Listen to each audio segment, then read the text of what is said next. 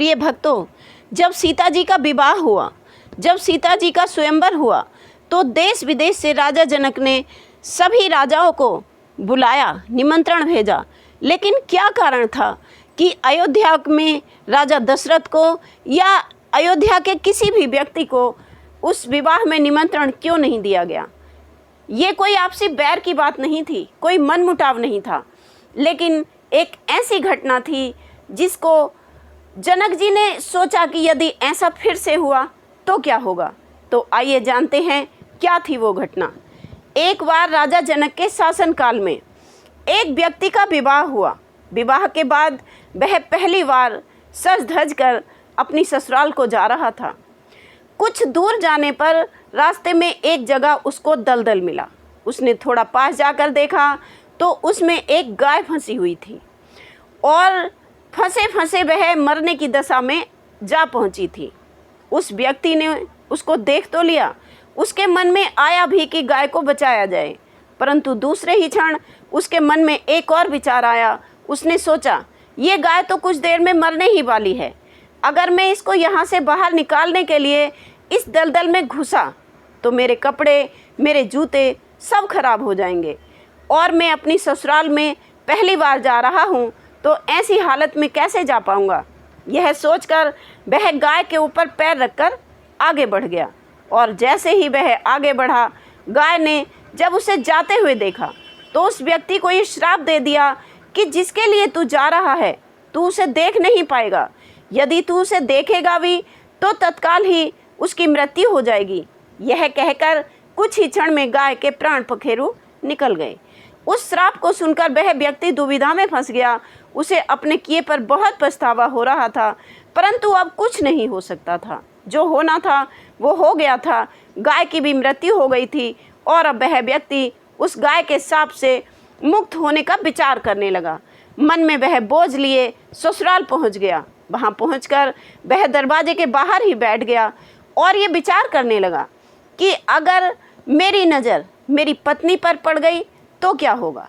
कुछ समय के बाद परिवार के अन्य सदस्यों ने उसे घर चलने के लिए, अंदर आने के लिए अनुरोध किया, परंतु वह अंदर नहीं गया। रास्ते में जो घटना घटित हुई थी उसके बारे में भी किसी को उसने कुछ नहीं बताया। उसके दिमाग में तो बस गाय के द्वारा दिया गया श्राप बार बार गूंज रहा था। जब उसकी पत्नी को उसके घर में अंदर ना आने की बात का पता चला तो उसने अपने घर वालों से कहा कि चलो मैं ही चलकर उनको घर के अंदर लिवा कर लाती हूँ। पत्नी ने जब जाकर उससे कहा कि आप घर क्यों नहीं आते हो, अंदर क्यों नहीं आ रहे हो, और मैं जो भी बोल रही हूँ उसे सुनकर भी आप मेरे सामने होते हुए भी मेरी ओर क्यों नहीं देखते हो, तो वह व्यक्ति अपनी पत्नी की बात सुनने पर भी चुप रहा। काफ़ी अनुरोध करने पर उसने गाय के द्वारा रास्ते में घटित हुई सारी घटना कह सुनाई। पत्नी ने कहा कि मैं भी पतिव्रता स्त्री हूँ, ऐसा कैसे हो सकता है, आप मेरी ओर तो देखो। अपनी पत्नी की बात सुनकर उसने ज्यों ही नज़र उठाकर अपनी पत्नी की ओर देखा तो वैसे ही उसकी आंखों की रोशनी चली गई और वह गाय के साथ बस पत्नी को देख ही नहीं सका। उस व्यक्ति की पत्नी भी पतिव्रता थी, इसी कारण से उसकी मृत्यु नहीं हुई। यह देखकर पत्नी अपने पति को साथ लेकर राजा जनक के दरबार में गई और वहां जाकर उसने सारा वृत्तांत कह सुनाया। राजा जनक ने राज्य के सभी विद्वानों को सभा में बुलाया और ये समस्या बताई। उन्होंने अपने दरबार में बैठे हुए ब्राह्मणों को कहा कि हे ब्राह्मण देव, गौ के श्राप से निवृत्ति का कोई सटीक उपाय हो तो आप हमें बताएं। सभी विद्वानों ने आपस में विचार करे एक उपाय बताया। उन्होंने कहा कि यदि कोई पतिव्रता स्त्री छलनी में गंगा जल लाकर उस जल के छींटे इस व्यक्ति की दोनों आंखों पर मार दे तो गौ शाप से इसको मुक्ति मिल सकती है तथा इसकी आंखों की रोशनी पुनः लौट सकती है। राजा ने पहले अपने महल के अंदर रानियों सहित सभी स्त्रियों से पूछा तो राजा को सभी के पतिव्रता होने पर संदेह की सूचना मिली। ऐसा सुनकर राजा जनक चिंतित हो गए और उन्होंने आसपास के सभी राजाओं को ये सूचना पहुंचा दी।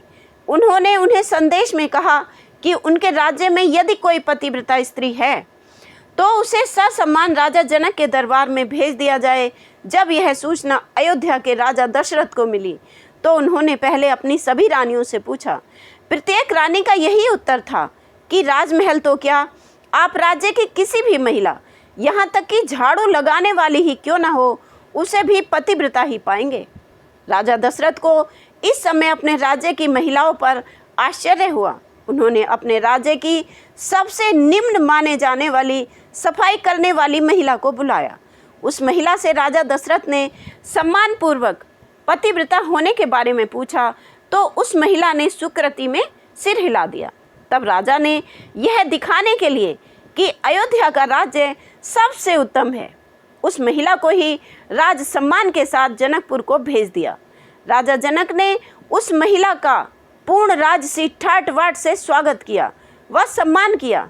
तब राजा ने उस महिला को अपनी समस्या बताई तथा साथ ही ब्राह्मणों द्वारा जो उपाय बताया गया था वह भी बताया।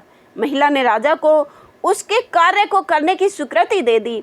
अगले दिन महिला छलनी लेकर गंगा किनारे गई। वहां पहुंचकर उसने प्रार्थना की, हे गंगा मैया, यदि मैं पूर्ण पतिव्रता हूँ, यदि मैंने अपने तन और मन से अपने पति को ही परमेश्वर माना है, तो गंगा जल की एक भी बूंद इस छलनी से नीचे नहीं गिरनी चाहिए। ऐसी प्रार्थना करके जब उसने गंगा जल को छलनी में भरा तो गंगा जल की एक भी बूंद पानी की नीचे ना गिरी। यह पवित्र गंगा जल कहीं रास्ते में छलक कर नीचे ना गिर जाए, यह सोचकर उसने थोड़ा सा गंगा जल नदी में ही गिरा दिया और पानी से भरी छलनी को लेकर राज दरबार में आ पहुंची। राजा और दरबार में उपस्थित सभी नर नारियां यह देखकर आश्चर्यचकित रह गए। तब उस महिला को ही उस व्यक्ति की आंखों पर छींटे मारने का अनुरोध किया गया। उसने ज्यों ही गंगाजल के छींटे उस व्यक्ति की आंखों पर मारे, त्यों ही उसकी आंखों में रोशनी वापस आ गई। ये देखकर दरबार में उपस्थित सभी लोग बहुत प्रसन्न हो गए और तब उस महिला को पूरे राज सम्मान के साथ पारितोषिक दिया गया। और जब उस महिला ने अपने राज्य को वापस जाने की अनुमति मांगी तो राजा जनक ने अनुमति देते हुए जिज्ञासावश उस महिला से उसकी जाति के बारे में और कार्य के बारे में पूछा।